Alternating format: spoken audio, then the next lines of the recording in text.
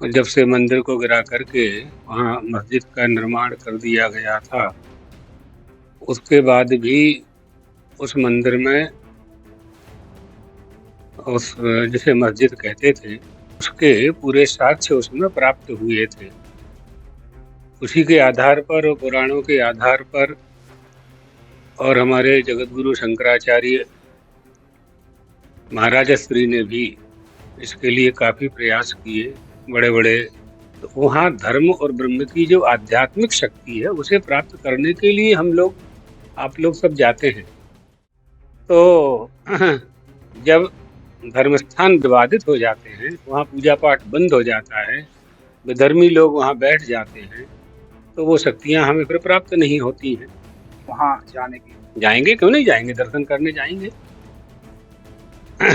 तो सनातनियों से क्या कहना चाहते हमारे आराध्य देव हैं, परमात्मा श्री कृष्ण, परमात्मा श्री राम हिंदू मात्र के आराध्य देव हैं। हैं? जैसा कि आपको विदित है कि अयोध्या में श्री राम मंदिर का निर्माण हो रहा है और वहाँ पर 22 जनवरी को प्राण प्रतिष्ठा होनी है। आज हमारे बीच में शारदा पीठ के शंकराचार्य स्वामी सदानंद जी सरस्वती जी हैं। काफ़ी इनके गुरुजी जो ब्रह्मलीन जो स्वरूपानंद सरस्वती जी थे, उनने भी काफ़ी इस मंदिर के लिए प्रयास किए थे।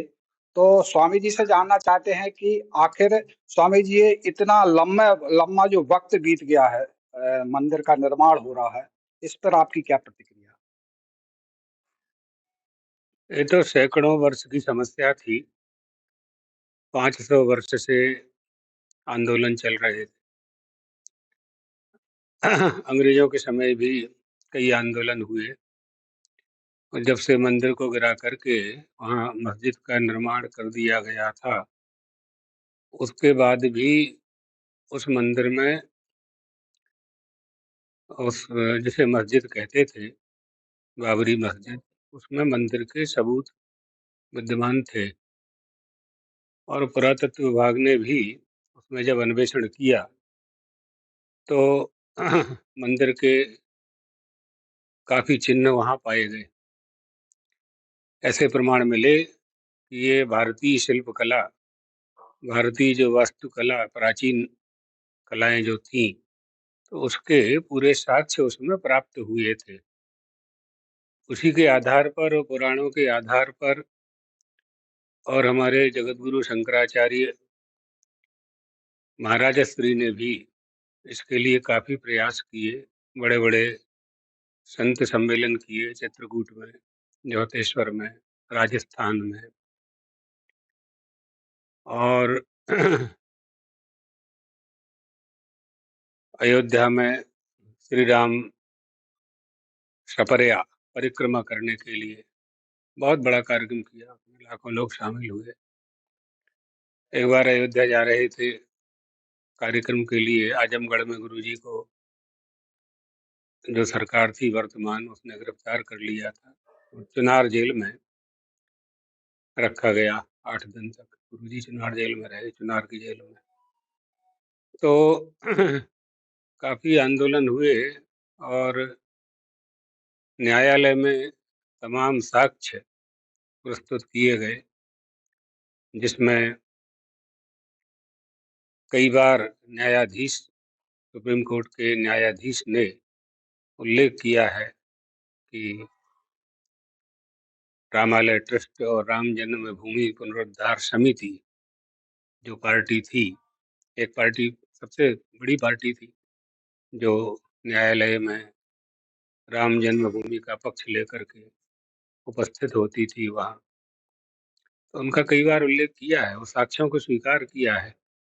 हमारे सदगुरुदेव भगवान के जो वकील थे, उन वकीलों का जो प्रस्तुतिकरण था, परमेश्वर मिश्र जी थे कलकत्ता के, उन्होंने 1 महीने तक, और अभी जो जगतगुरु शंकराचार्य हो गए हैं, स्वामी अभिमुक्तेश्वरानंद जी, उन्होंने बड़ी पैरवी की। लखनऊ की ब्रांच में था ये केस पहले, फिर उसके बाद सुप्रीम कोर्ट में चला, वहाँ भी काफ़ी प्रमाण प्रस्तुत किए। न्यायालय ने हिंदुओं के पक्ष में फैसला दिया। प्रसन्नता का विषय है। यदि गुरुजी तो नहीं है, देख नहीं पा रहे हैं, वो होते तो क्या होता? प्रसन्नता होती। क्या प्रसन्न हार्दिक इच्छाएँ थी उनकी? प्रसन्नता यही इच्छा थी कि राम जन्मभूमि हिंदुओं को प्राप्त हो। काशी के लिए भी यही इच्छा थी उनकी, मथुरा के लिए भी यही इच्छा थी और इसके लिए उन्होंने वो तो स्वतंत्रता संग्राम सेनानी थे ना। राष्ट्र के प्रति, धर्म के प्रति उनका तादात्म्य था। वो चाहते थे कि ये समस्याएँ हल हों ताकि पूरा राष्ट्र सुखपूर्वक अपने देश के प्रति और धर्म के प्रति समर्पित होकर के आनंद का अनुभव कर सके। अध्यात्म विद्या के बिना हम सुखानुभूति नहीं कर सकते।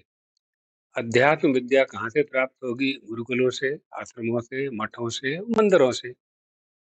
तो जितने भी तीर्थ हैं, अयोध्या तो सप्तपुरियों में है। अयोध्या, मथुरा, माया, काशी, कांची, अवंतिका सप्तपुरियों में से एक है। तो हमारे जो तीर्थ हैं, उनमें धर्म और ब्रह्म की सत्ता विद्यमान होती है। तो वहाँ धर्म और ब्रह्म की जो आध्यात्मिक शक्ति है, उसे प्राप्त करने के लिए हम लोग, आप लोग सब जाते हैं। तो जब धर्मस्थान विवादित हो जाते हैं, वहाँ पूजा पाठ बंद हो जाता है, विधर्मी लोग वहाँ बैठ जाते हैं, तो वो शक्तियाँ हमें फिर प्राप्त नहीं होती हैं। इसलिए हमारी संस्कृति के जो अभिज्ञान हैं, जो चिन्ह हैं, वो हमारे पास होने चाहिए। ये बात। कहीं न कहीं शंकराचार्यों की उपेक्षा लग रही है शायद इस। ये चारों शंकराचार्यों को बुलाया है, निमंत्रण तो सभी को गया है, लेकिन हम लोग जा नहीं पा रहे हैं। ये बात। चंपत राय जी ने भी रामानंद। व्यक्तिगत किसी का टिप्पणी हम नहीं करते हैं। गुरुजी आज की जो युवा पीढ़ी है, युवा पीढ़ी शंकराचार्य परंपरा को नहीं समझ पा रही है। कहीं न कहीं क्या ये परंपरा है? कैसे शंकराचार्य बनते हैं? कितने अभी क्या है? ये प्रत्येक संप्रदाय की अलग-अलग परंपरा है। शंकराचार्य जी की परंपरा 2500 साल की है।